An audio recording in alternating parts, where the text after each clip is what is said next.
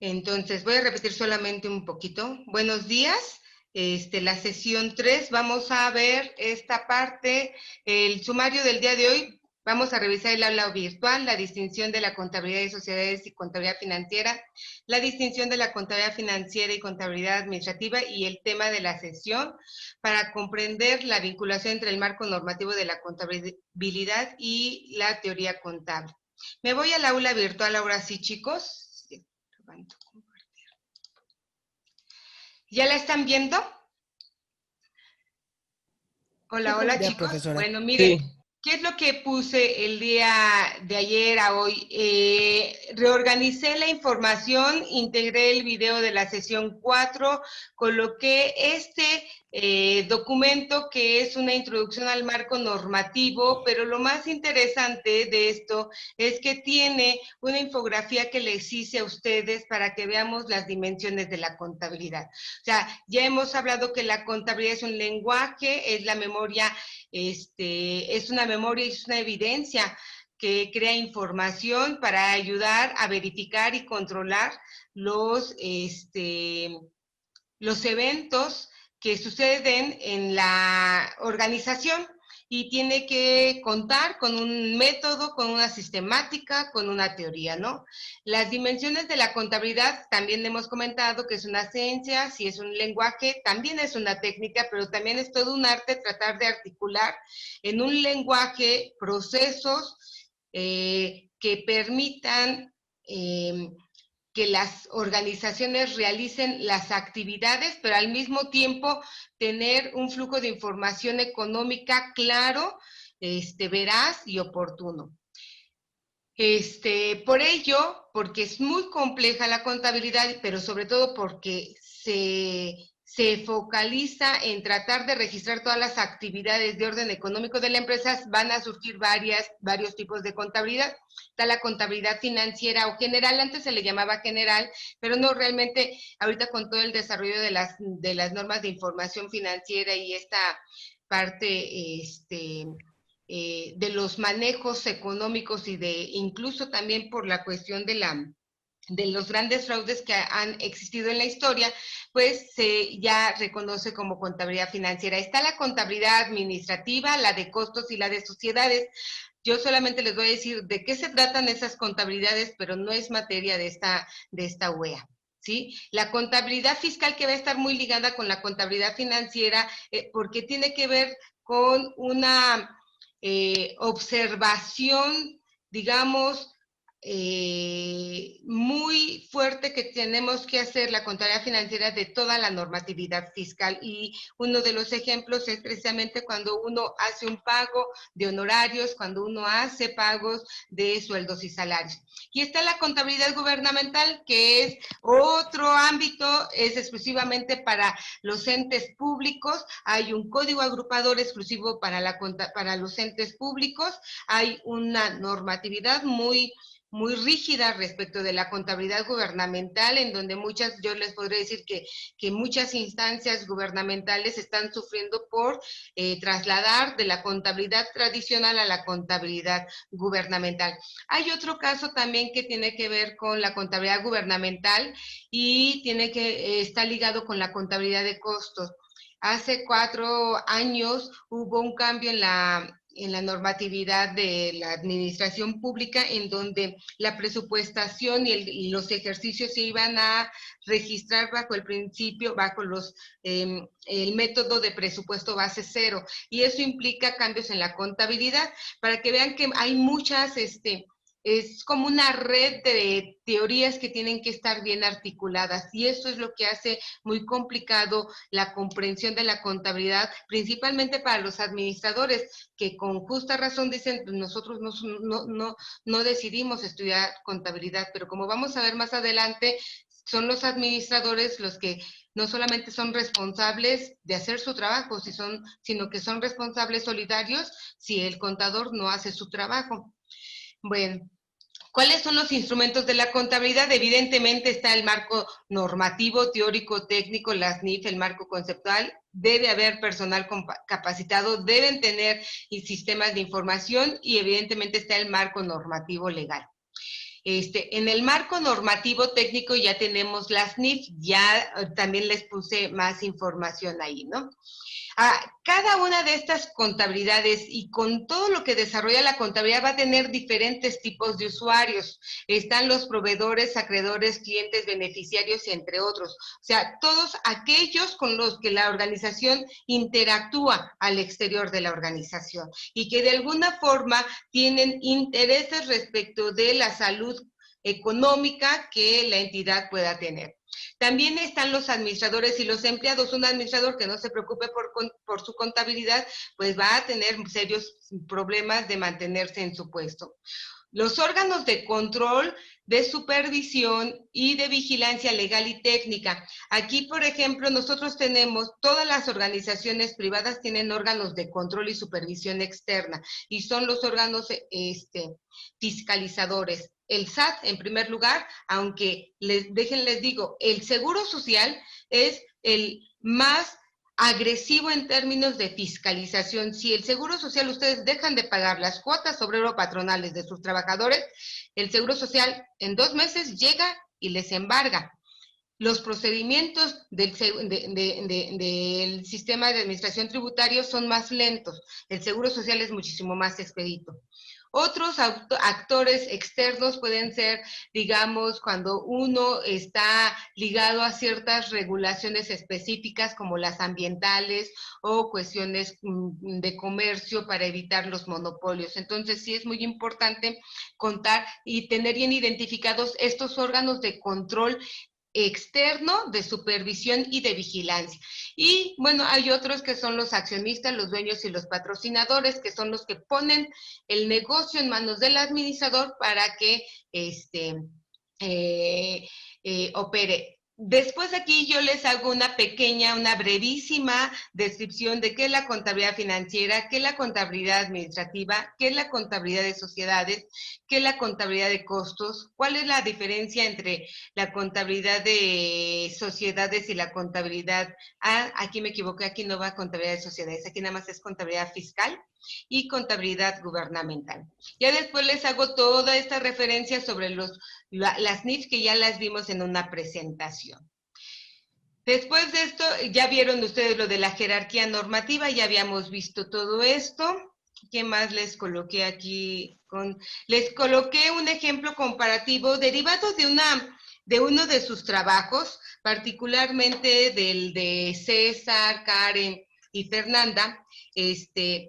Me gustó porque ellos incluso integraron el acta constitutiva de su sociedad. Y yo les comenté la vez pasada que vieran el video de Contador Contable, que habla sobre la Ley General de Sociedades Mercantiles, y les comenté que había diferentes tipos de socios. También en la sesión pasada comentamos que una de las primeras, retos que tienen los administradores o los emprendedores que van a formar una nueva entidad es poner las cuentas claras de qué van a aportar, cómo lo van a aportar, cuándo lo van a aportar. Y de ahí surgió esta idea, bueno, este concepto de los socios industriales.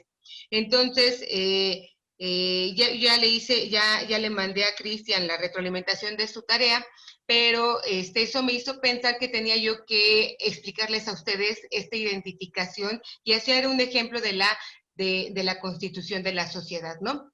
Entonces, aquí yo pongo un ejemplo, la constitución de la entidad. El objetivo es identificar las diferencias entre la contabilidad de sociedades y la contabilidad financiera general. Entonces, colocamos el ejemplo, el 1 de febrero, luego de cumplir todos los requisitos, que es la primera tarea que ustedes hicieron, que ver qué tengo que hacer ante ciertas instancias para empezar a operar. Porque si no conozco qué tengo que hacer, pues a lo mejor mi negocio no va ni siquiera a ver la luz, ¿no? Entonces, ya una vez que ya hicimos eso, entonces nos vamos al notario y decimos, ok, vamos a constituirnos como una sociedad.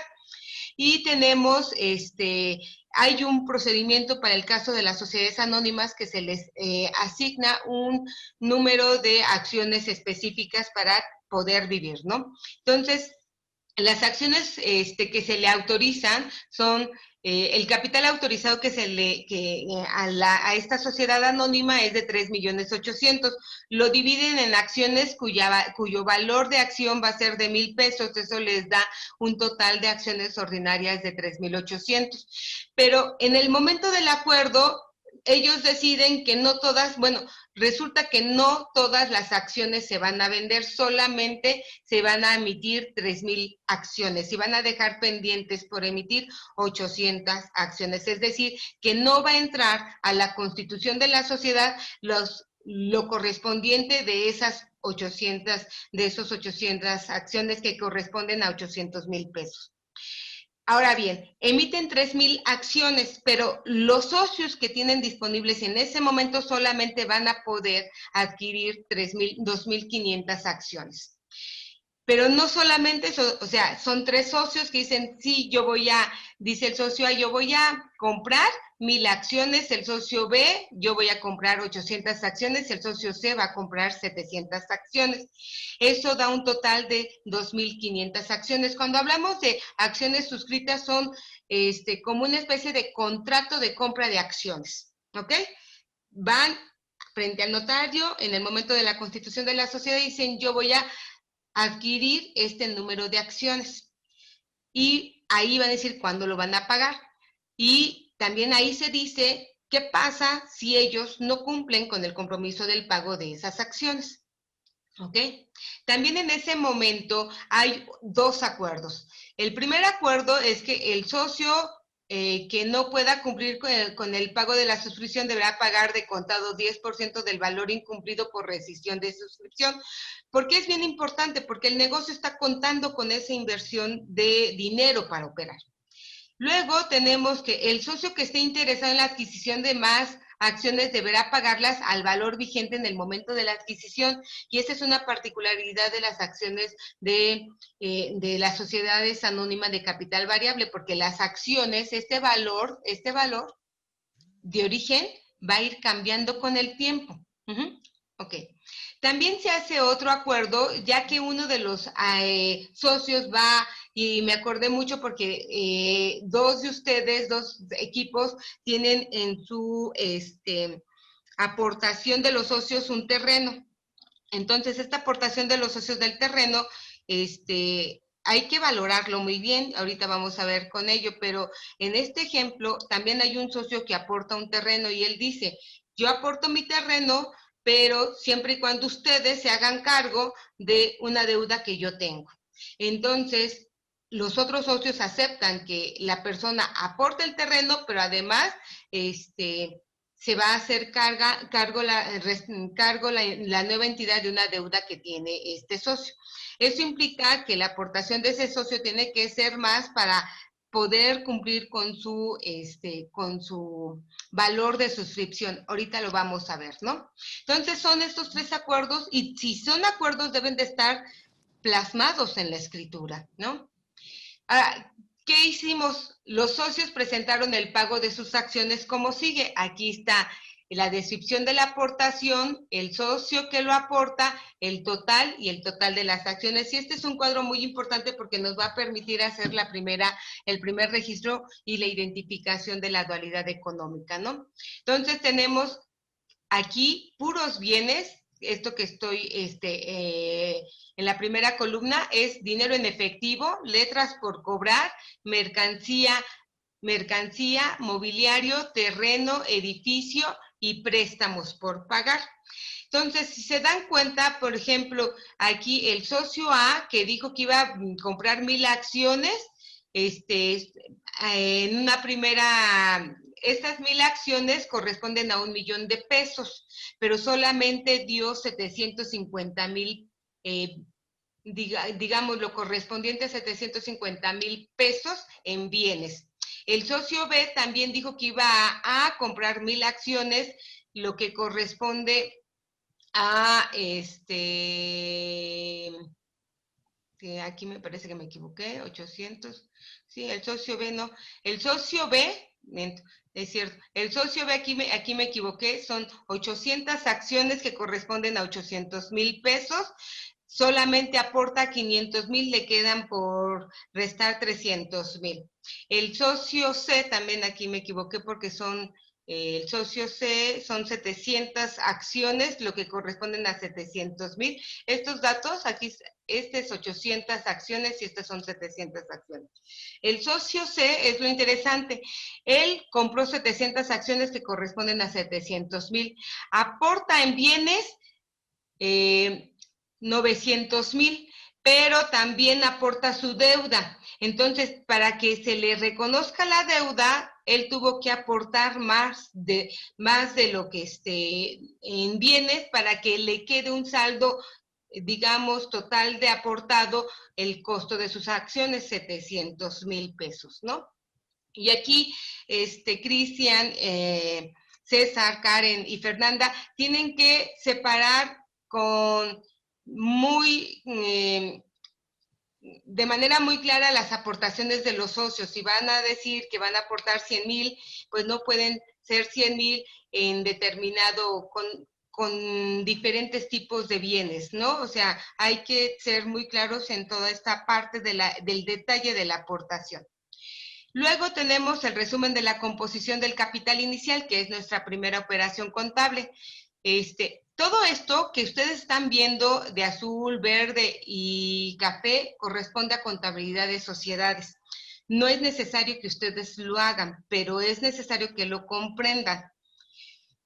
A esta sociedad se le autorizó un capital de 3,800,000, pero no emitió todo ese capital en acciones, solamente emitió 3 millones en acciones. Dejó de emitir 800,000 pesos en acciones. Ahora, de estas 3 millones en acciones, solamente los socios se comprometieron a comprar 2,500,000 de acciones, lo que quedaron por suscribir 500,000 acciones. ¿Sí? De estos 2,500,000 de promesa de compra de los socios, solamente los socios pagaron 1,950,000 y quedaron pendientes 550,000. Entonces, ¿qué es lo que voy a contabilizar yo en una y otra? En la contabilidad financiera no me interesa todo esto, me interesa realmente lo que se aportó y las suscripciones, lo efectivamente pagado. También tengo que registrar en contabilidad de sociedades todo esto. Ahorita vamos a ver las operaciones. ¿Quedó claro hasta aquí este cuadrito, chicos? ¿Voy muy rápido? Hola, hola, hola.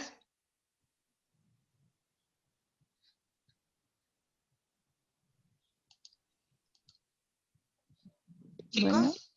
¿Sí están ahí? Sí. ¿Hasta aquí todo bien? Sí, profesor. Ahora, miren, vamos a ver el primer registro contable. Esto lo voy a explicar después. El primer registro contable, que es la póliza. La póliza es un registro por evento. Esto se los voy a dar más adelante, pero necesito que ustedes desde aquí lo empiecen a identificar. Y este es un registro del capital autorizado, de la emisión de acciones, de la suscripción de acciones. Y este es un registro propio de la contabilidad de sociedades, que no tienen que hacer, repito, pero lo tienen que comprender. Entonces, se hace el registro del capital autorizado a la entidad. Se hace el registro de la emisión de acciones, porque la emisión de acciones es como poner a la venta parte del valor de la entidad.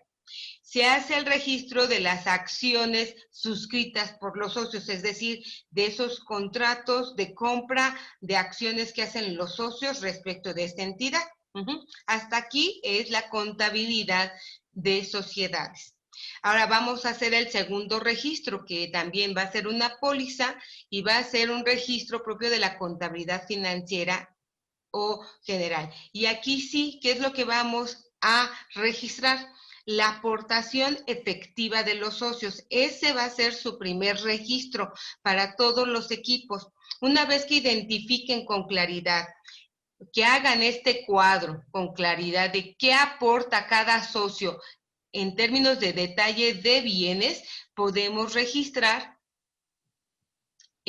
o sea, aquí yo les voy a empezar a señalar, tenemos En la póliza siempre hay una parte que es el membrete, en donde identificamos a la entidad, identificamos al registro o tipo de registro y colocamos la fecha.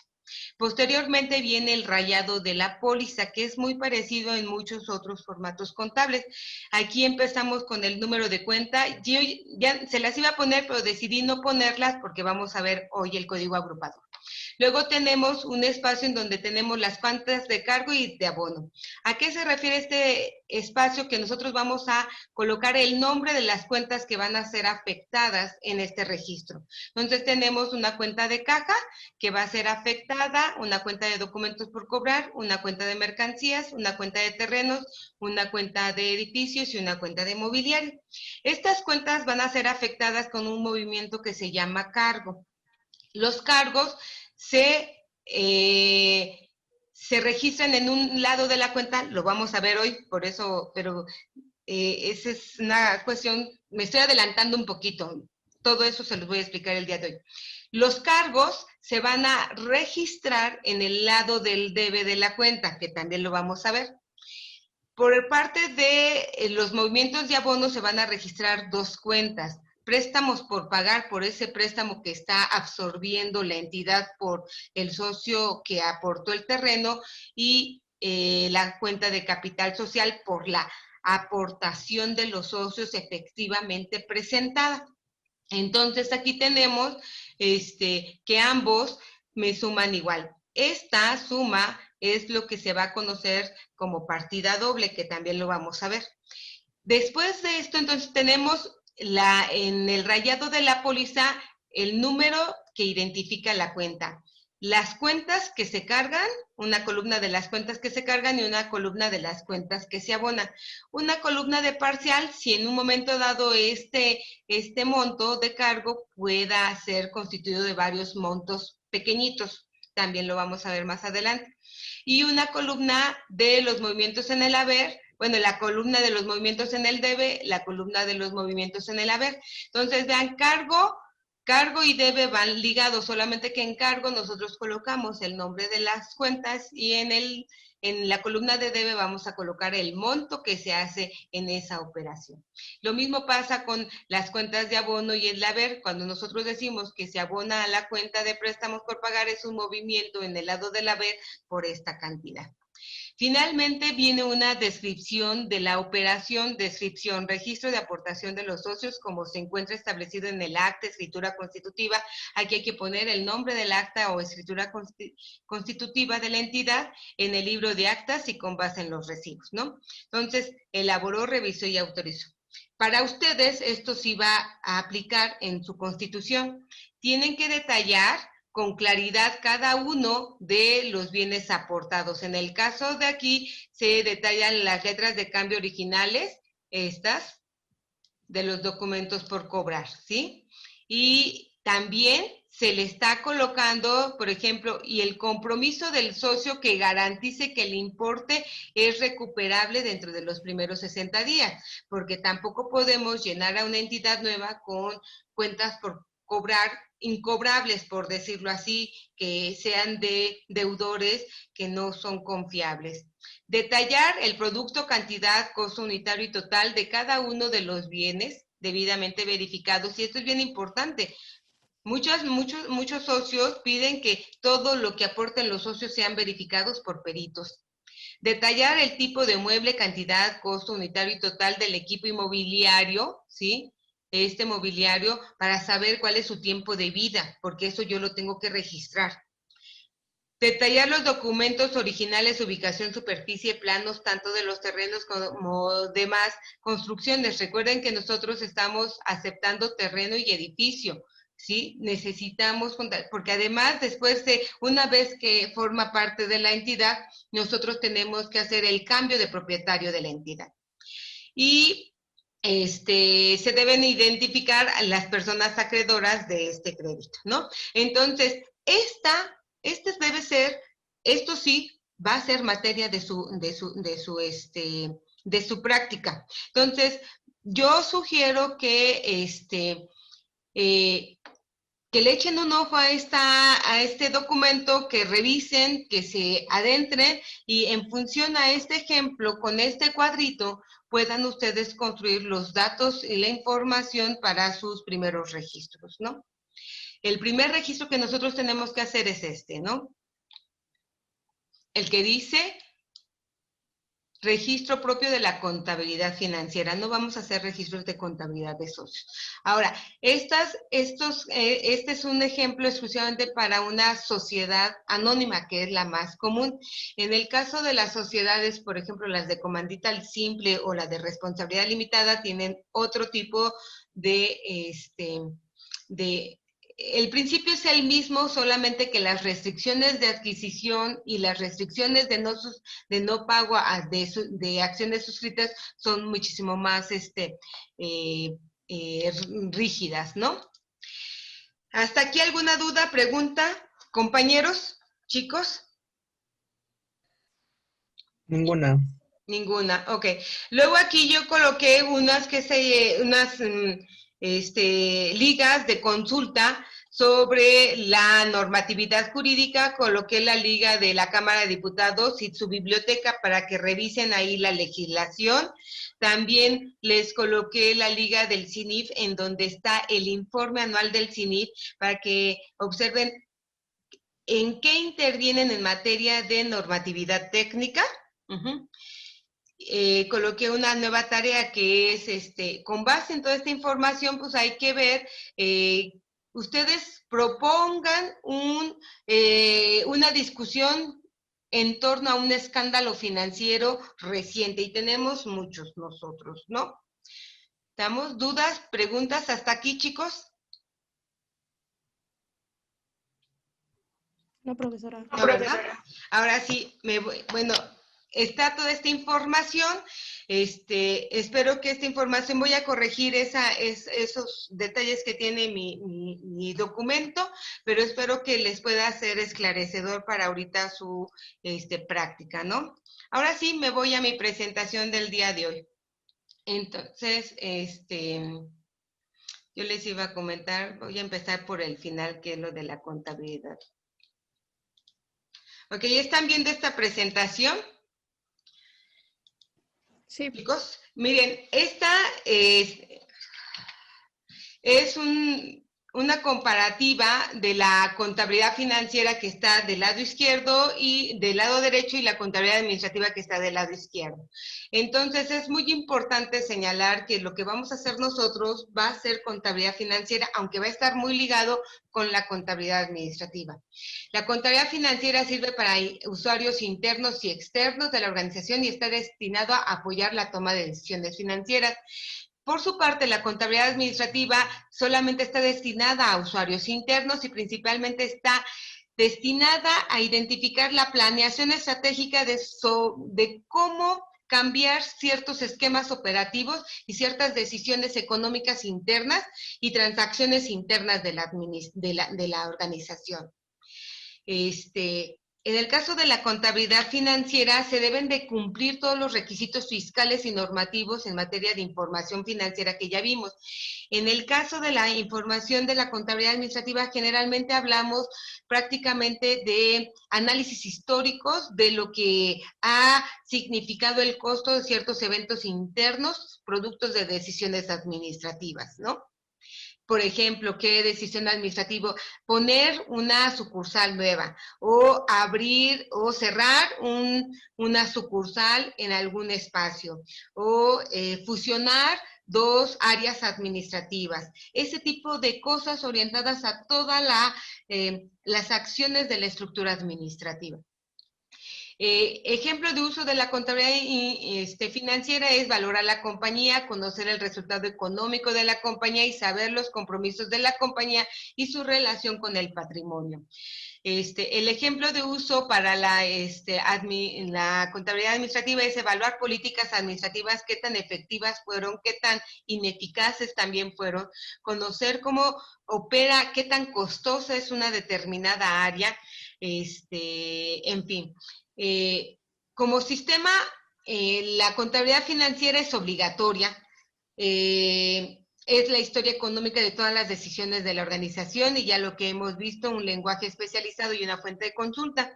En el caso de la contabilidad administrativa, no es obligatoria, pero sí es deseable para generar conocimiento sobre el desarrollo de la organización, el desarrollo de la organizativo y administrativo de la entidad, ¿vale? Entonces, hasta aquí ya estamos avanzando. Déjenme ver mi sumario. Ya vimos la revisión del aula virtual, la distinción de la contabilidad de sociedades y contabilidad financiera y la distinción de contabilidad financiera y contabilidad administrativa. Algo que se me había olvidado de la contabilidad de sociedades es de que se focaliza exclusivamente sobre las cuentas de capital, cómo se va, digamos, cambiando la estructura del capital de una entidad, y recuerden que el capital es uno de 3 componentes generales de las cuentas de una entidad, ¿sale? Ahorita vamos a ver eso. Preguntas hasta aquí antes de que me arranque al siguiente, chicos, porque voy muy rápido y perdón, pero creo que tenemos que irnos más rápido. Adelante, profesora. ¿Sí? Ok, bueno, entonces vámonos para la presentación. Se lo voy a poner aquí, la voy a poner completita. ¿Sí la están viendo completa? Sin ningún problema. Bueno, a ver, ahorita me dice Daniela, tenemos muchas dudas, Karen me dice, y qué bueno que tengan las dudas, y yo les voy a pedir que las anoten, que las escriban, que me busquen y hacemos sesiones de apoyo, porque es mejor que tengan dudas y no digan que lo saben todo. Están ustedes ahorita como este caballero con la hoja en blanco, por un lado toda la normatividad legal, luego por todo el otro lado la normatividad técnica y demás. ¿Por dónde empezar? Son 2 caminos a los que ustedes se van a enfrentar, pero estos 2 caminos, aunque parecen ser distantes, siempre van a estar chocándose, siempre se van a estar uniendo, y siempre se van a estar uniendo, digamos, yo me gustaría pensar que estas, ¿cómo se llaman estas vigas? Sean como los hilos conductores entre estos 2 caminos, ¿no? La sugerencia que yo les hago es que, primero, no le tengan miedo a las dudas, enfrenten todas las dudas, escriban todas las dudas y eviten bloquearse cuando el lenguaje legal o el lenguaje técnico sea totalmente incomprensible. Realmente ya cuando uno se va apropiando del lenguaje, se va apropiando de los conceptos, va haciendo todo más fácil, ¿no? ¿Cuál es la forma de ligar estos 2 sistemas, tanto el legal como el técnico? Es simplemente un sistema contable basado en una teoría que es la contabilidad. Entonces, nosotros tenemos que hacer un sistema contable integral que abarque, por un lado, toda la normatividad, toda la técnica contable y principalmente 2 cosas que son propias de los administradores, la ética del negocio y la acción comunicativa de la administración. Si nosotros logramos desarrollar estos 4 apartados en un sistema de contabilidad, no van a sufrir mucho, ¿no? ¿Cómo vamos a empezar? Vamos a empezar, recuerden este diagrama que nosotros estamos en esta parte con la inversión, todavía no aplicamos los recursos, todavía no hacemos procesos internos y demás. Y puse este esquema de espiral porque realmente pareciera ser que uno entra a la locura, a dar vueltas y vueltas, pero es que así es en la contabilidad. Empezamos un ciclo, lo concluimos y volvemos a empezar otro, lo concluimos y volvemos a empezar otro, lo concluimos y volvemos a empezar otro. Y esta característica cíclica de la contabilidad la hace fácil, pero también la hace cansada, porque llega a ser un tanto aburrida. Pero esta facilidad va a permitir que los eventos y todos los registros se vuelvan como rutinarios y sea más fácil el procesamiento. También ese es un riesgo porque la rutina puede generar un efecto contrario a al cuidado meticuloso que uno tiene que tener, que uno debe tener en el momento del registro de las entidades. Entonces, recordemos que nosotros estamos iniciando el ciclo en esta parte con el negocio y vamos a ver qué necesitamos para iniciar ese ciclo. Ya habíamos comentado que ustedes iban a identificar su entidad, cosa que ya hicieron, ya casi todos los equipos tienen bien clara la sustancia económica de su entidad, ya la mayoría está avanzado en la constitución de la entidad y también están identificando todos los registros y permisos que deben de tener para operar. Ahorita vamos a ver, el siguiente paso es el programa de las primeras actividades antes de tener el negocio en marcha, ¿no? Es muy importante ahorita que yo haga esta connotación sobre el código fiscal porque muchos, por ejemplo, los que ya asignaron administradores en actas constitutivas o en escrituras constitutivas de la entidad, tienen que primero saber que llevar la contabilidad está establecido en el Código Fiscal de la Federación en el artículo 28. Entonces, dice, las personas que de acuerdo con las disposiciones fiscales estén obligadas a llevar la contabilidad estarán a lo siguiente. Fracción 1, para efectos fiscales, la contabilidad se integra por libros, sistemas y registros contables, papeles de trabajo, estados de cuenta, cuentas especiales, libros y registros sociales, control de inventarios y métodos de evaluación,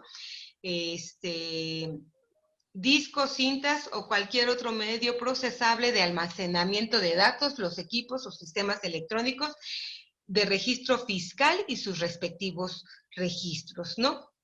En la fracción 3 se señala que se establece que dichos registros deben llevarse a cabo por medios electrónicos, además de la documentación física de los registros debe estar disponible en el domicilio fiscal. Nada que se lo llevó el dueño, nada que se lo llevó el socio, nada que se lo llevó el administrador. Las cosas deben de estar en su lugar y su lugar es en la entidad. Por eso, cuando poníamos el ejemplo anterior de que había bienes ajenos en la entidad, en una situación no deseable de embargo, pues esos bienes que se hallan en la entidad, aunque no sean de la entidad, pues van a contabilizarse como parte de la entidad ante una posible situación de embargo, ¿no? Perdón, en el artículo 26 habla de los responsables solidarios. Entonces, aquí se señala que la persona o personas, cualquiera que sea su nombre, sea el nombre con que se les designe, que tengan conferida la dirección general, la gerencia general o la administración única de las personas morales, serán responsables solidarios por las contribuciones causadas o no retenidas por dichas personas morales durante su gestión, así como por las que debieron pagarse o enterarse durante la misma, en la parte del interés fiscal que no alcance a ser garantizada con los bienes de la persona moral que dirigen cuando dicha persona moral incurre en cualquiera de los supuestos a que se refieren los incisos A, B, C, D, E, F, G, H e I de la fracción 10. Entonces, chicos, así ustedes sean empleados de una persona moral, es muy lindo que les den el reconocimiento, toman el poder para tomar decisiones y hacer actos comerciales, etcétera, endeudar a la empresa, etcétera, y les dan su acta constitutiva con el poder como administrador único. Pero ese poder, esa responsabilidad, ¿sí?, está ligada con esta otra circunstancia de ser responsables solidarios si ustedes no se dan cuenta de lo que hace el contador, si no saben lo que pasa con el contador ni con su contabilidad. ¿Estamos claros? Así que tengan mucho cuidado. Hasta aquí lo de la contabilidad. Bueno, ya esto lo vimos, lo de los postulados básicos. Yo les dije que lo de la devengación, asociación, valuación, bueno, ahorita vamos a ver lo de la evaluación y la dualidad económica. Devengación contable y asociación de costos y gastos lo vamos a ver conforme vayamos avanzando en su práctica, ¿no? Pero concentrémonos en la aplicación, en la dualidad económica y la evaluación. La evaluación también tiene que ver con el ejemplo que poníamos del equipo de Cristian, cuando muchos de ustedes, porque además es así, muchos socios dicen, yo voy a aportar mi trabajo. El trabajo de un socio no debe de ser comprendido como capital industrial. El capital industrial está vinculado a una generación de conocimiento, a un talento no explotado, a esa, digamos, distinción en términos de sustancia económica que va a hacer la entidad. El trabajo particular, si un socio va a decir, bueno, yo voy a estar trabajando de administrador, yo voy a estar trabajando de esto, tenemos que ver cómo va a operar la calidad de las responsabilidades en tanto socio y en tanto administrador. En el caso de algunos de ustedes van a ser administradores únicos y su responsabilidad se va a duplicar. Eso es lo que yo quiero comentarles. La segunda es que además tienen que definir con claridad, porque el trabajo del administrador forma parte del costo de operación de la entidad y lo debemos de evaluar adecuadamente en términos monetarios conforme el tiempo vaya pasando. El principio de la devengación contable tiene que ver con el tiempo. Por ejemplo, ¿cómo decía el ejemplo de ustedes, Cristian? ¿Me lo recuerdas, por favor? O Fernanda, o César, o Karen, que son del mismo equipo.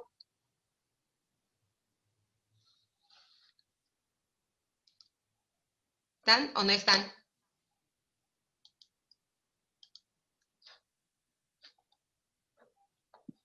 Sí, ¿qué ejemplo? El ejemplo de cómo estaba constituida su sociedad. Ah, ok, ¿Te acuerdas que decían, Cristian va a aportar 85,000 pesos, más o menos así lo recuerdo, Sí.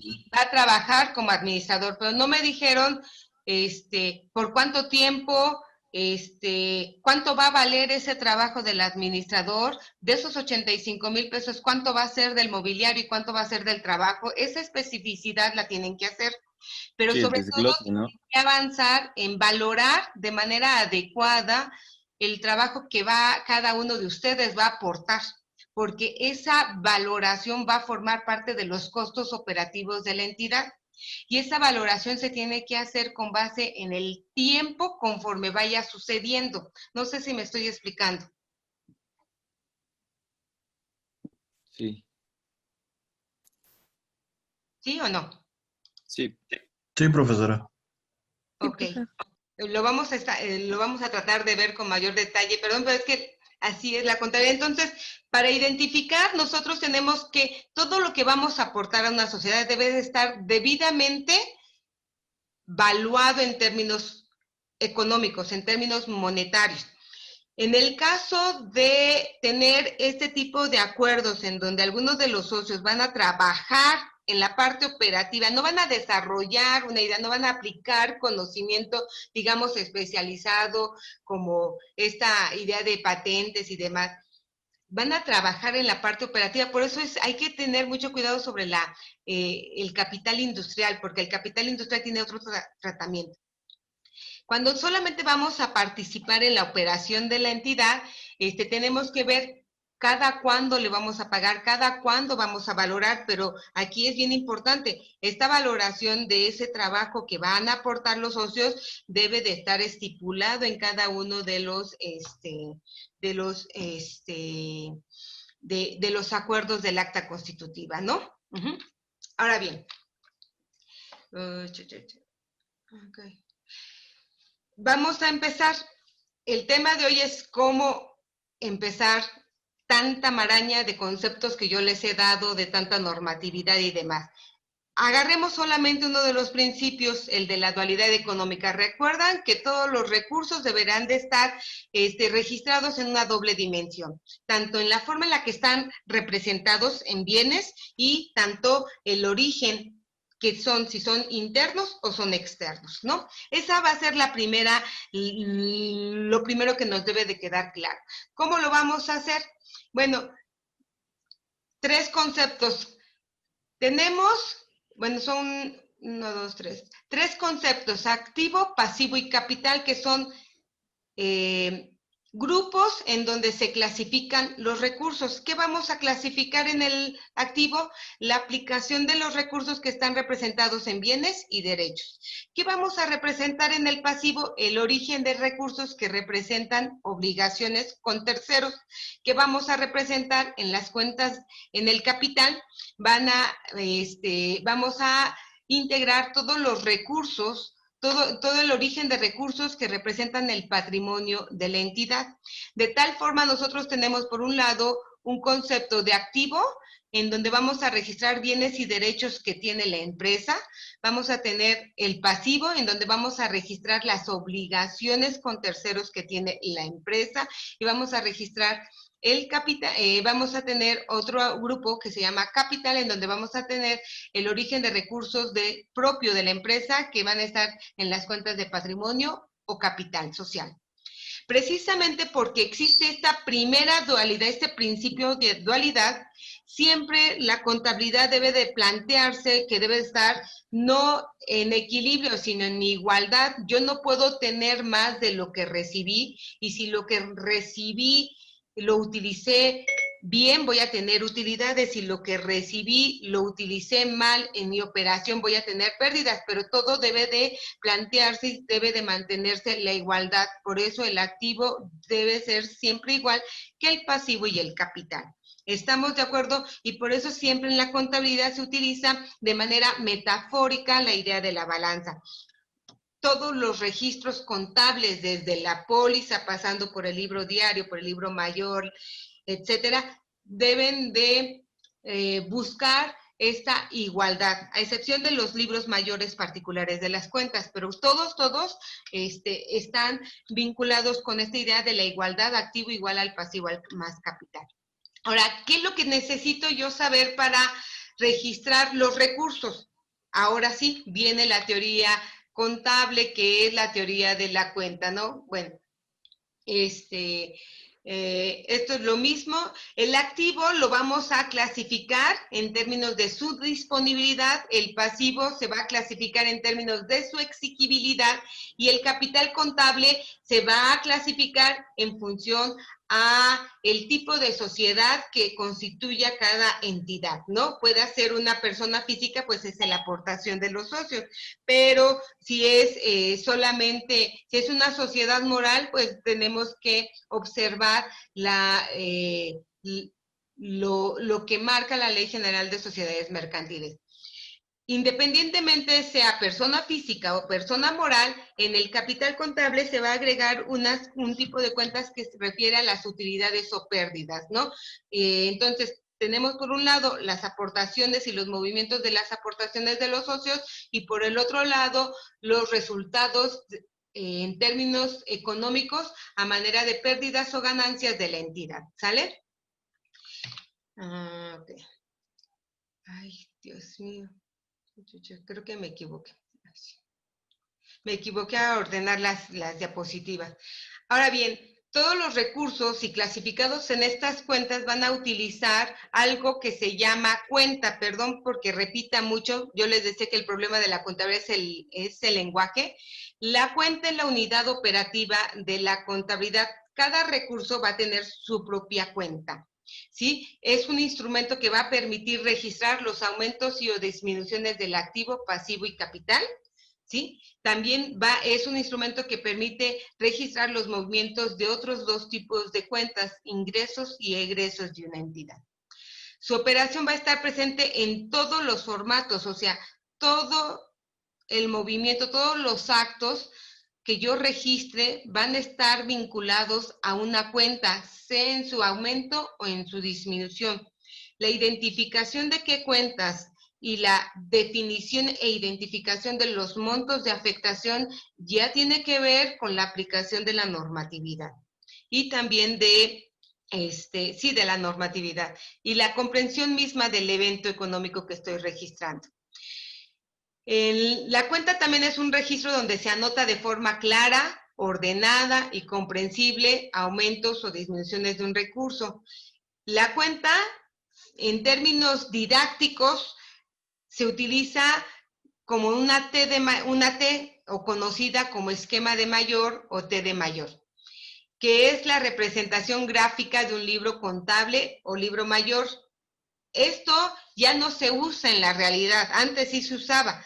Lo que estamos haciendo es que se utiliza de manera didáctica para enseñar contabilidad.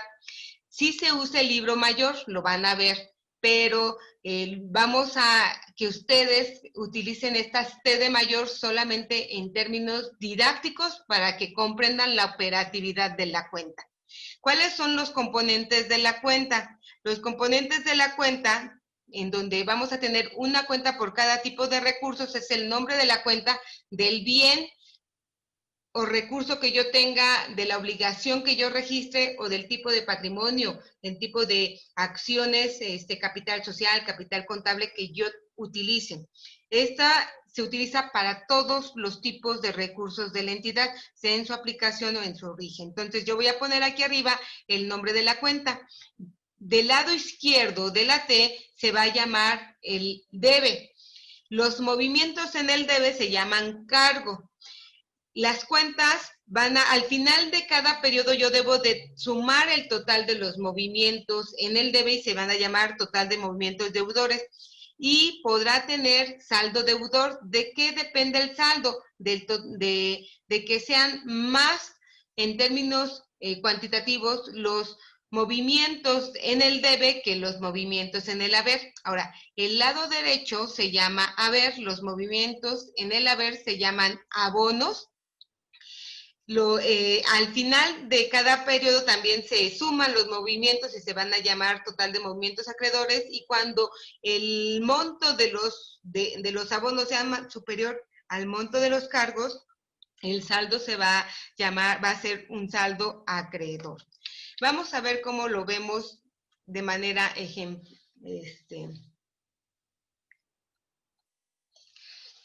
Aquí tenemos una cuenta de caja. La cuenta de caja forma parte de un bien que es una cuenta de activo, ¿sí? Nosotros tenemos arriba el nombre de la cuenta, ¿sí lo están viendo? Tenemos el nombre de la cuenta. Del lado izquierdo, que es el debe, tenemos el total de los movimientos. ¿Qué es lo que me dice la cuenta? En la póliza de ingresos 01 hubo un cargo de 1,500,000. En la póliza de ingresos 02 hubo un cargo de 210,900. Y así hasta llegar a la póliza de ingresos 06, en donde hubo un cargo de 85,000. El total de movimientos me dan un total de 2,376,000. ¿No? Esto es la suma de movimientos deudores. Por su parte, ¿qué dinero salió de la cuenta de caja? En la póliza de egresos saqué un cheque, saqué dinero por 980,998. En la póliza de egresos 02 saqué dinero por 234,567. En la póliza de egresos 03 saqué dinero de 32,000. Estamos hablando solamente de los movimientos de la cuenta de caja, no de la operación. Lo que quiero es que vean cómo se opera la cuenta, ¿no? Tenemos el total de movimientos deudores y el total de movimientos acreedores. Se dan cuenta que el total de movimientos deudores es mayor que el total de movimientos acreedores. Entonces, ¿esto por qué? Porque yo tuve más ingresos que egresos de la cuenta de caja. Y es normal, yo no puedo sacar más dinero del que tengo de mi cuenta de caja, ¿sí? A menos de que seamos alguna cuestión de mago o algo así por el estilo. Por eso el saldo, lo que me quedó al final del periodo son 1,128,035 pesos. Aquí les coloco la cuenta de caja, pertenece al activo circulante, registra los aumentos y disminuciones de dinero en efectivo. Cuando utiliza el efectivo debe contar con los comprobantes fiscales correspondientes. Se carga cuando aumenta, es decir, cuando ingresa dinero en efectivo. Se abona cuando disminuye, es decir, cuando sale dinero, y su saldo debe ser deudor, ¿sí? Ahora bien, nosotros lo que tenemos que identificar, cómo todos los recursos los voy a agrupar en estas tres grandes categorías o clasificaciones de la contabilidad. ¿Preguntas hasta aquí, chicos? No, profesora. Ok, entonces tenemos una primera, las teorías en las que se basa la cuenta. Evidentemente la primera es la de la dualidad económica. Uno saca registra aumentos de una cuenta y deben de corresponder a disminución o aumentos de otro tipo de cuentas que permitan esta dualidad de la aplicación y el origen de los recursos, ¿no? También es una teoría economigráfica que tiene que ver con el empleo y el origen de todos los recursos que se van afectando conforme van sucediendo las operaciones económicas. Y la teoría matemática que tiene que ver con la operatividad matemática técnica de la cuenta. Por ejemplo, muchos de los informes actuales, como es el flujo de efectivo, están basados más en la matemática que en la comprensión de los eventos económicos, pero resulta que siguen siendo muy, muy valiosos. ¿Ustedes recuerdan, quién recuerda el informe de Enron? La película de Enron, de la serie que les puse ahí. Fíjense que hay una serie en Netflix hace poco que hablaba de cosas de lo que explica cómo estamos unidos en este mundo, y hablaban que un contador hizo un análisis estadístico sobre los informes financieros de Enron y que matemáticamente está comprobado ese sistema, que es una análisis estadístico sobre la repetición y frecuencia de ciertos números que aparecen en los estados financieros, y que efectivamente al no cumplir con esa regla matemática estadística, los informes financieros de Enron reflejaban una, digamos, anomalía en su registro. Y eso que explicaban en esa técnica estadística matemática es la que utilizan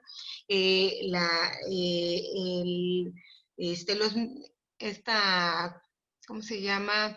Organismos fiscalizadores como la Secretaría de Hacienda aquí, pero en Estados Unidos, para fiscalizar las grandes cuentas de las grandes corporaciones. Entonces, no desvinculen la contabilidad de la matemática, aunque en la contabilidad solamente sumamos y restamos. A lo más podemos dividir y multiplicar, pero la contabilidad en términos matemáticos operativos es muy básica, ¿vale? Bueno, vamos a regresar a lo del catálogo de cuentas. Recordemos, nosotros tenemos activo, pasivo y capital contable. En el activo, que vamos a registrar los bienes y derechos, vamos a ubicar todos los recursos que utiliza la entidad para lograr los fines para los que fue creada. Aquí me falta una L. Representa un beneficio futuro porque son inversiones a excepción del dinero, ¿sí? Todo lo que entra representa un beneficio futuro. ¿Por qué? Porque lo vamos a utilizar para generar valor. Ese es el supuesto de la comprensión de recursos, ¿no? Es controlado por la entidad y son provenientes de transacciones, transformaciones internas y eventos de todo tipo, ¿no? Son devengados, identificables, cuantificables en unidades monetarias. Devengado es cuando ya está realizado. No me quiero meter en esta palabra porque lo vamos a explicar con algunos ejemplos. Devengado y realizado son dos conceptos diferentes, pero devengado es porque ya lo tenemos en nuestra propiedad, por eso se habla del devengado, pero lo vamos a ver más adelante. Las obligaciones que las vamos a registrar en el pasivo son fuentes externas de los recursos, es decir, yo estos recursos los pude haber tenido por una deuda o por una aportación. Son obligaciones presentes de la entidad y de las cuales la entidad no se puede excluir ni eludir. Son derivadas de transacciones o eventos económicos ocurridos en la operación. Por ejemplo, hay obligaciones propias y obligaciones ajenas que asume la entidad. Una obligación ajena, pero que no deja de ser obligación de la entidad, es el traslado de los impuestos retenidos a los trabajadores. Ahí nosotros tenemos la obligación de retenerle a los trabajadores ciertos impuestos o contribuciones, y tenemos también la obligación de pagar esas retenciones a las instancias correspondientes, ¿no? Todas deben de ser cuantificadas en términos monetarios y representan siempre, a diferencia del activo que representan beneficios futuros, en el caso de los pasivos siempre van a representar disminuciones futuras de los beneficios económicos por operaciones. ¿Por qué? Porque el endeudamiento cuesta y al señalar que el pasivo son obligaciones, se traducen como deudas con externos. Y todo endeudamiento cuesta dinero por el tiempo en el que yo esté endeudado. La tercera cuenta son las del capital, que son los recursos que dispone la entidad para realizar sus fines, aportados por las fuentes internas, dueños, propietarios, socios o accionistas. Por la cual debe de retribuir a los propietarios, aquí es bien importante, también está ligado con la Ley General de Sociedades Mercantiles, se deben de retribuir a los propietarios un pago en efectivo de bienes derechos mediante el reembolso de distribución por el pago de dividendos. Los dividendos son la distribución de las utilidades ganadas, ¿no? Ahora, al ser socios, accionistas y demás, también, bueno, no todos los accionistas, pero los socios generalmente no solamente participan de las utilidades ganadas en una mayor, digamos, proporción, sino también son corresponsables de los resultados negativos de la empresa, es decir, también ellos absorberían las pérdidas que la empresa pudiera obtener. Los propietarios adquieren un derecho residual sobre los activos netos, el cual se ejerce mediante reembolso o distribución en dado caso de alguna liquidación de la entidad. Liquidación es cuando la entidad deja de existir, ¿sale? Ahora, ¿cómo se clasifican? Los activos se clasifican por su disponibilidad, los pasivos por su exigibilidad y el patrimonio por su origen. De manera genérica, se pueden tener clasificaciones de activos monetarios y no monetarios. Hay una clasificación tradicional que es la que a mí me gusta más y es la que utilizo, que es la de activo circulante, en donde está los bienes con mayor disponibilidad y circulación en la operación de la empresa, el activo fijo, que son inversiones a largo plazo, en donde tenemos edificios, terrenos, mobiliario y equipo, todo eso que me sirve para operar, que yo uso para operar, ¿no? El activo diferido, que tienen que ver con bienes que representan derechos a futuro, por ejemplo, una renta pagada por anticipado, o un interés pagado por anticipado, o un anticipo a proveedores, son esos derechos de cobranza, derechos de exigibilidad en ciertas interacciones, ¿no? Las clasificaciones de las NIF utilizan una combinación. Por un lado tienen el activo circulante, en donde tienen todo lo monetario, todo lo disponible, y el activo no circulante, que también tiene que ver con el activo fijo, diferido y otros activos, ¿no? Nosotros, como les digo, vamos a utilizar una combinación entre la clasificación tradicional y la clasificación de las NIF. ¿Por qué la clasificación de las NIF? Porque además la clasificación de las NIF corresponde mucho a la clasificación del Código Agrupador de Cuentas del SAT. En el caso del pasivo realmente no hay ningún cambio, siempre se ha clasificado de manera genérica por la exigibilidad, es decir, los de corto plazo, exigibles en el corto plazo y los exigibles en el largo plazo. Lo que ha cambiado es esta dimensión del corto y largo plazo. El corto plazo antes era 1 año, 2 años, ahora el corto plazo son 3 meses, 6 meses. Ya hablar de 8 meses, ya estamos hablando de mediano y largo plazo.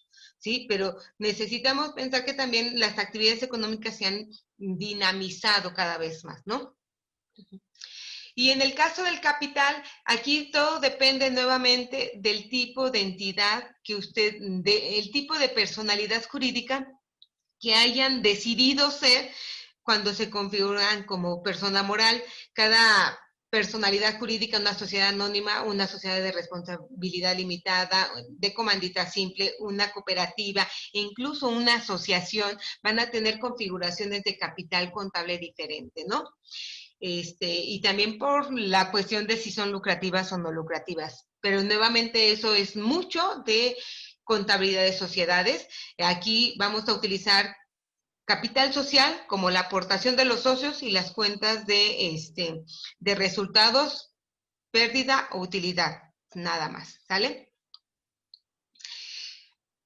Ahora bien, aquí yo hice este ejemplo. En el activo circulante, que en las NIF está la serie C1, C2, C3, C4 y C5, ¿sí? Vamos a registrar todo lo que es el disponible en efectivo o equivalente y todo lo que es realizable. Realizable es cuando yo lo convierto, recupero mi valor. Por eso le decía que esta parte de vengado realizable son conceptos que nos ayudan mucho a confundirnos mucho, y yo les ofrezco disculpas si los llego a confundir, pero lo realizable es cuando nosotros logramos la transformación y cerrar el ciclo completo de la recuperación económica cuando ya desarrollamos nuestra actividad económica, ¿no? Entonces, ¿por qué es realizable en corto? Porque los clientes los realizo cuando los cobro, ¿sí? Pero bueno, en el disponible inmediato está el efectivo y el equivalente. Dinero en efectivo en caja. Fondos de caja, cuando yo tengo cajas pequeñas, se las asigno a la secretaria, le doy un fondo de caja para gastos menores, ¿no? Todo lo que tengo yo en mis cuentas bancarias o en instrumentos financieros. Estos se distinguen por la disponibilidad inmediata, dinero y cuentas de cheques. Luego tenemos todo lo realizable en corto plazo, menos de 6 meses, derechos de cobro, derechos de uso en el corto plazo, se pueden vender, usar, consumir o acreditar con otras entidades. Aquí tenemos, por ejemplo, clientes que son derechos de cobranza por la venta por la venta de mercancías a crédito, documentos por cobrar que son derechos de cobranza amparados con cuentas con cheques. Estos derechos de cobranza no necesariamente tienen que estar vinculados con los clientes. Si nosotros vamos a vincularlos con los clientes, entonces lo que haríamos es una subcuenta de clientes amparados con documentos por cobrar. Pero recuerden que debemos de mantener la sustancia económica y ya habíamos hablado de eso. Deudores o deudores diversos que son derechos de cobranza por razones diferentes a la venta de mercancía, ¿sí?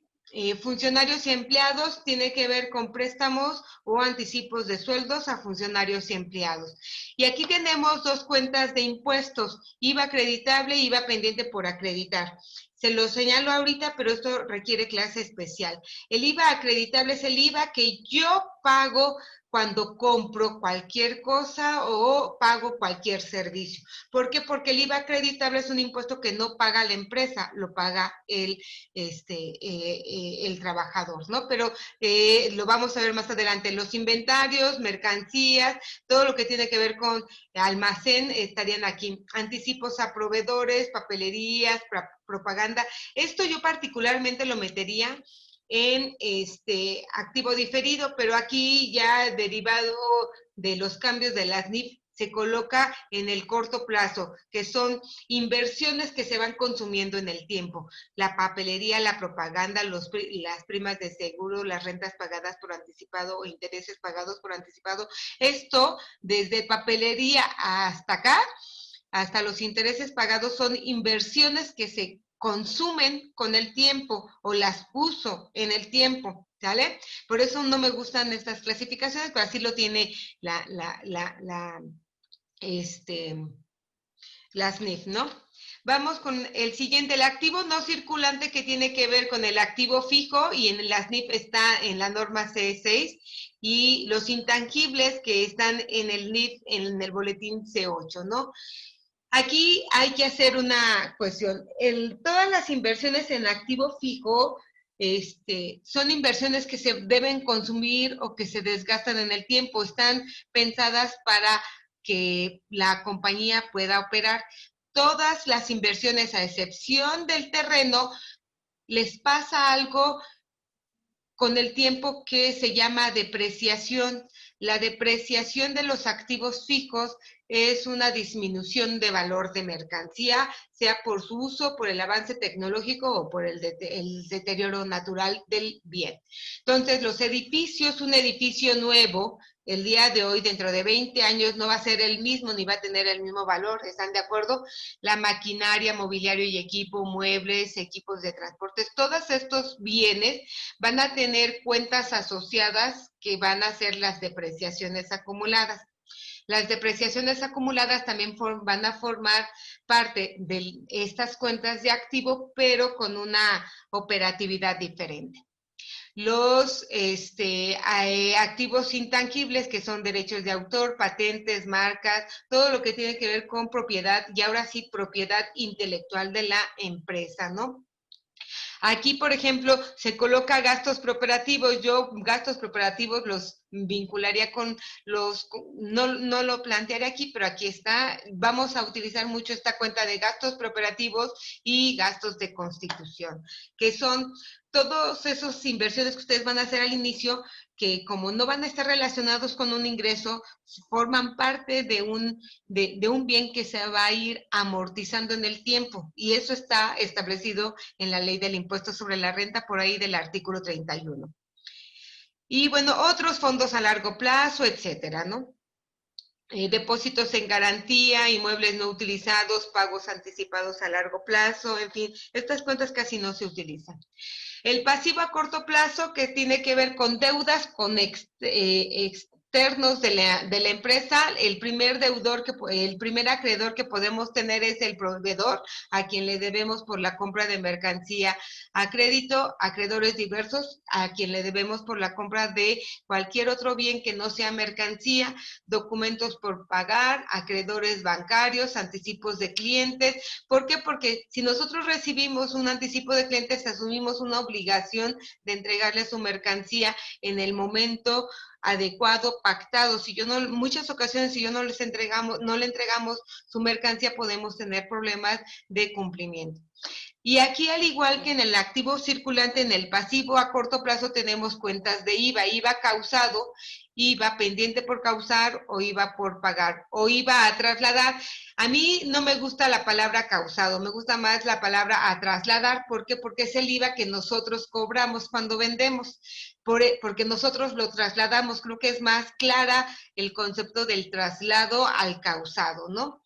Impuestos y derechos por pagar. Aquí está toda la parte de la contabilidad fiscal, de diferentes legislaciones, la ley del IVA, la ley del ISR, la ley del Seguro Social, etcétera, ¿no? Aquí, cuando tenemos lo de participación de los trabajadores por pagar, PTU por pagar, está toda la legislación laboral, toda la legislación. O sea, realmente la cuenta de activo la deben de tener muy clara, muy bien registrada, porque habla de las obligaciones fiscales que están establecidas en la normatividad de la entidad, ¿sale? Y lo de largo plazo. Ya finalmente, el capital contable, tenemos el capital contribuido y el capital ganado. En el capital contribuido tenemos al capital social, que es la aportación de los socios, y en el capital ganado tenemos utilidades o pérdidas y reservas. O sea, aquí vamos a tener cuentas de apoyo que no forman parte del capital, que son las cuentas de resultados, que son por un lado los gastos y los costos y por el otro lado los ingresos. Hasta aquí todo está bien. ¿Cómo operan las cuentas? Las cuentas de activo van a ser de naturaleza deudora, ¿sí? Y las cuentas de pasivo y capital van a ser de naturaleza acreedora, es decir, las cuentas de activo se van a cargar cuando aumentan y se van a abonar cuando disminuyen. En términos, y a la inversa, al ser el pasivo y el capital cuentas acreedoras, se van a abonar cuando aumenta el pasivo o cuando aumenta el capital, y a la inversa se van a cargar cuando disminuye el activo y cuando disminuye el capital y cuando disminuye el pasivo.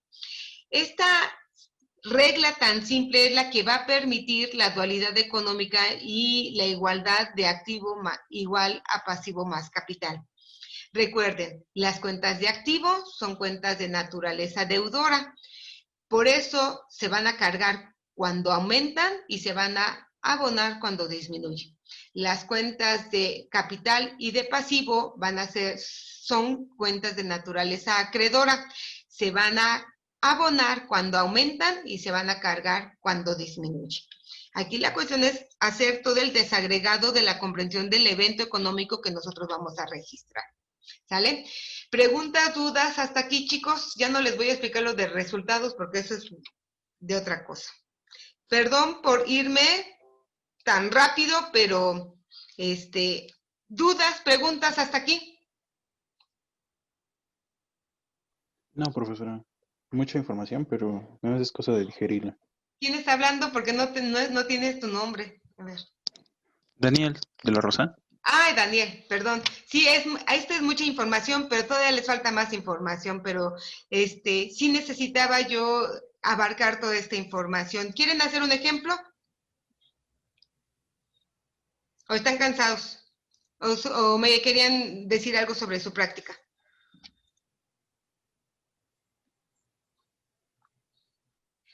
Si nadie habla, entonces, ¿un ejemplo? ¿Un ejemplo, César? ¿Quién quiere poner el ejemplo? A ver, ustedes compártanme el ejemplo y lo hacemos, pues.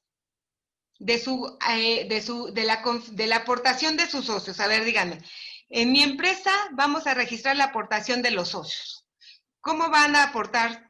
Tratemos de no tener aportaciones en materia de capital intelectual porque requiere otra especialización más profunda. Seamos solamente bienes que sean cuantificables, que ya estén valorables, e incluso el más básico, el de aportan dinero. ¿Quién nos quiere dar el ejemplo?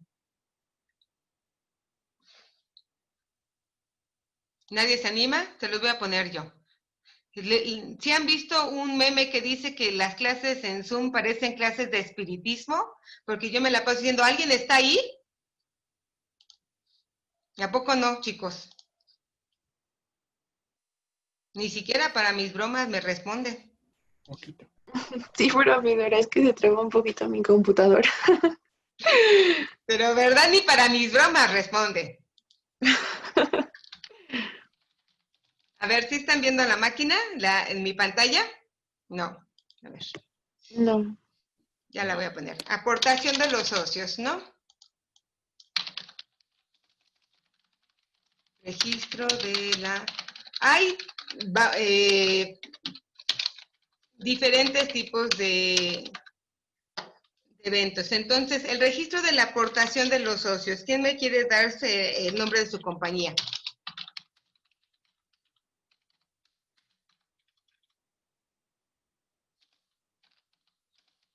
Voy a utilizar mi ejemplo.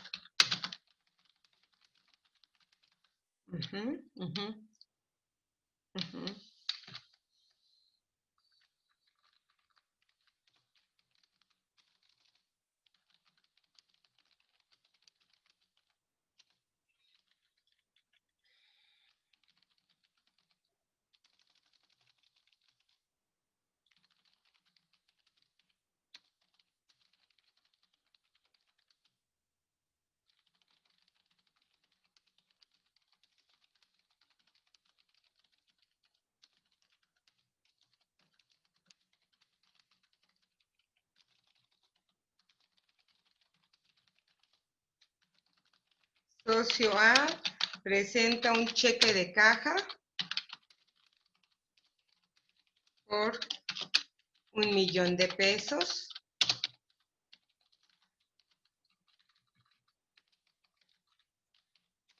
Socio B presenta dinero en efectivo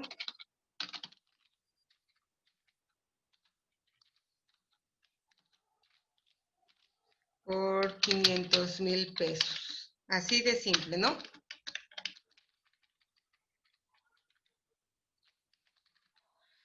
Ok, ¿qué vamos a hacer? Por un lado, déjenme hacer las T's de mayor, insertar.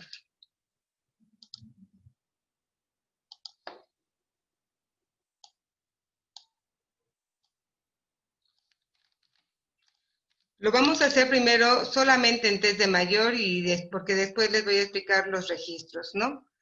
Entonces tenemos aquí la cuenta de caja, ¿dónde vamos a cargar y a dónde vamos a abonar? Tenemos cuenta, como es una entidad nueva. ¿Ustedes creen que las entidades nuevas tienen en automático su cuenta bancaria? Chicos, No, la tienen que tramitar, ¿no? hay que darla de alta. Entonces no tenemos ninguna cuenta bancaria, donde depositar ese cheque de caja, mientras lo tenemos que,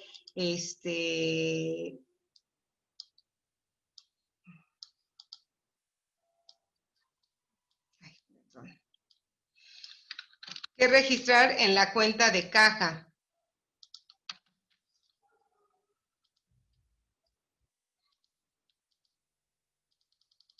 La cuenta de caja y la cuenta de capital social. La cuenta de capital social es, ¿de qué les dije? ¿A qué grupo pertenece?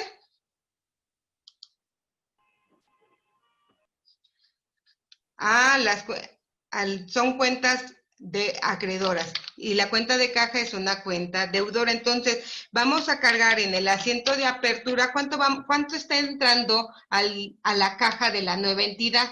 1.500.000, ¿no?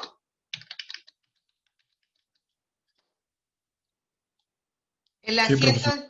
El asiento de apertura va a ser por el total de lo que están entregando los socios. Vamos a cargar a la cuenta de caja 1.500.000 y vamos a abonar a la cuenta de capital 1.500.000 en el asiento de apertura.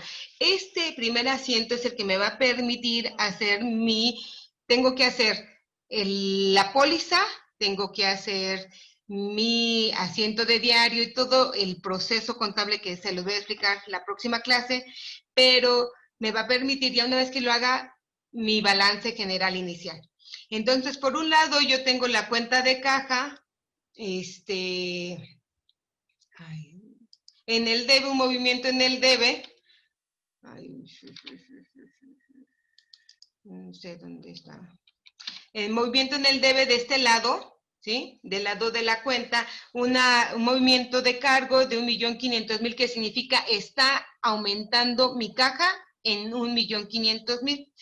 Y esto se debe gracias a la aportación de los socios, que también está aumentando por la misma cantidad.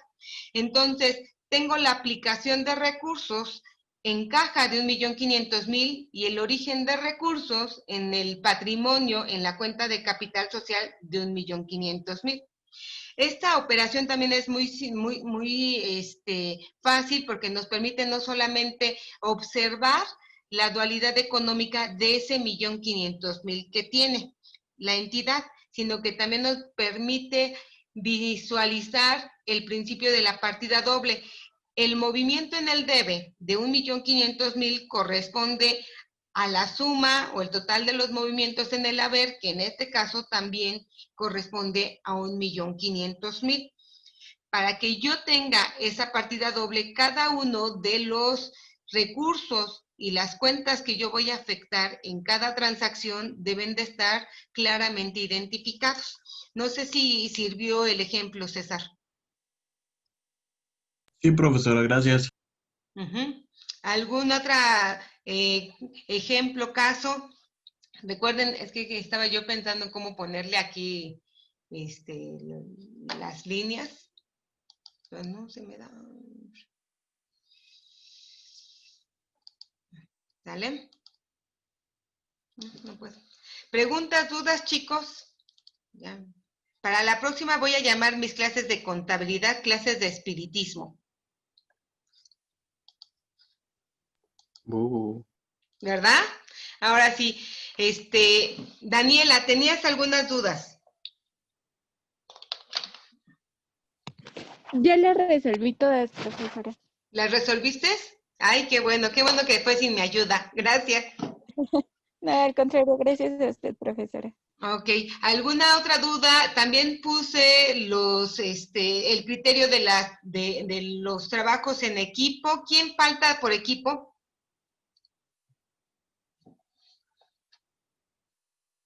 Chicos, ¿nadie falta de equipo? Ok.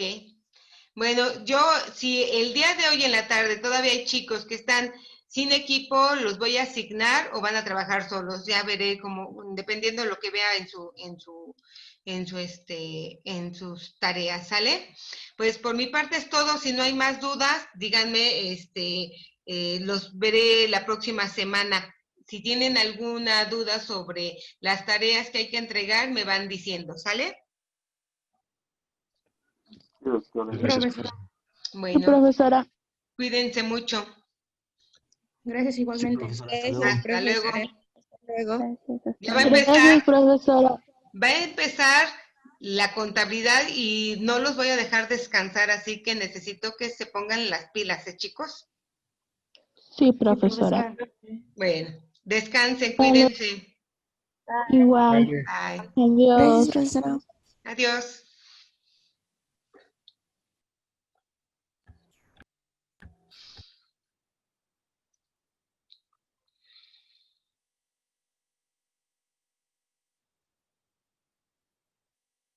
Itzel, ¿estás ahí todavía?